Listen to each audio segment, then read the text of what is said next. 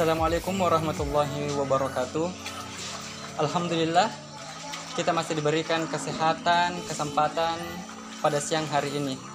Salam sejahtera bagi kita semua. Pada kesempatan kali ini, saya akan mewawancarai seorang ibu yang super warrior, di mana dia dapat menjadi tulang punggung keluarga saat suaminya yang sedang sakit. Membahas tentang seorang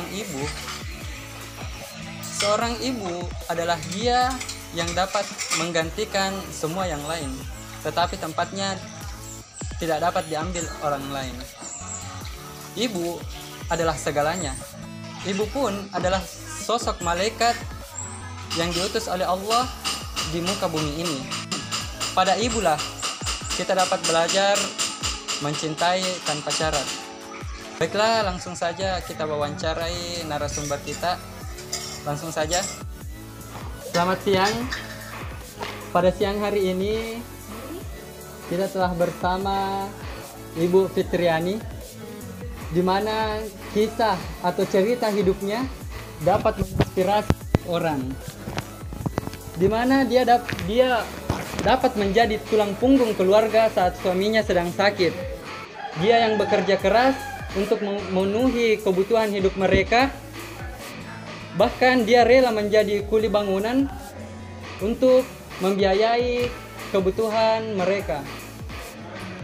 Baik, langsung saja kita bertanya kepada narasumber kita pada hari ini. Assalamualaikum. Waalaikumsalam, Adek. Apa kabar, Ibu? Alhamdulillah baik. Jadi di sini saya ingin bertanya, mengapa Ibu lebih memilih menjadi kuli bangunan, padahal menurut saya itu kuli bangunan itu termasuk pekerjaan berat. Pekerjaan berat untuk kaum hawa. Mengapa Ibu lebih memilih kuli bangunan, bahkan padahal banyak pekerjaan yang lain? Bukannya saya merendahkan wanita atau bagaimana, tapi saya saya sangat tersanjung melihat kegigihan Ibu dalam bekerja. Kemarin Bapak sakit, jadi otomatis tidak ada yang mencari nafkah. Anak mau sekolah, kebutuhan sehari-hari mau terpenuhi. Jadi saya lebih memilih kuli bangunan karena mau kerja di toko atau menjual di pasar, gaji murah. Mau kerja rumah makan, gaji murah, tidak akan tercukupi kebutuhan kami semua. Jadi itu saya memilih jadi kuli bangunan, itu lebih mencukupi untuk kami. Kalau boleh tahu, Ibu itu menjadi kuli bangunan itu gajinya per bulan, per minggu, atau per hari? Per 10 hari. Per 10 hari? Iya, tapi per hari dulu waktu Ibu masih kerja kuli bangunan sekitar 70.000 satu hari. 70.000 per hari? Iya. Tapi itu diambil dalam 10 hari, Bu? Iya, diambil dalam 10 hari. Berapa lama Ibu bekerja sebagai kuli? Dulu 3,5 tahun. 3,5 tahun, Bu, cukup lama, Di. Iya. Jadi ini suami Ibu apakah masih sakit atau? Sekarang alhamdulillah sudah membaik. Dulu memang nggak bisa, suami Ibu mau disuruh pergi ke jadi kuli bangunan, dia nggak bisa karena dia sakit ginjal. Oh, sakit ginjal. Iya, dia nggak bisa kerja berat, jadi otomatis saya yang pergi kerja. Jadi untuk memenuhi kebutuhan Ibu itu Ibu lebih memilih kuli bangunan? Iya. Karena kalau pekerjaan lain kayak kerja di warung itu agak rendah gajinya, tidak cukup. Anak-anak mau sekolah, kan saya tidak dapat bantuan dari pemerintah juga. Jadi itu makanya saya lebih memilih kuli bangunan daripada kerja toko atau rumah makan. Rendah gajinya, tidak cukup. Untuk perongkosan tidak bahkan cukup. Jadi untuk pemerintah daerah seharusnya lebih memperhatikan masyarakatnya. Jangan cuma memakan gaji buta. Kita kan sebagai wakil DPR itu kan menjadi wakil rakyat. Bagaimana bisa Anda dapat naik mobil mewah sedangkan rakyatnya masih ada yang terkampar-kampir dalam kemiskinan? Jadi begini, Bu, dalam bekerja sebagai kuli bangunan itu, apakah ada suka dukanya? Kebanyakan dukanya daripada sukanya. Karena kan kami perempuan pasti kan lemah, itu pekerjaan-pekerjaan laki-laki, tapi ya demi keluarga saya semangat untuk kerja kuli bangunan. Kalau boleh tahu Ibu, Ibu sudah memiliki berapa anak Ibu? Alhamdulillah 3. Anak pertama umur berapa?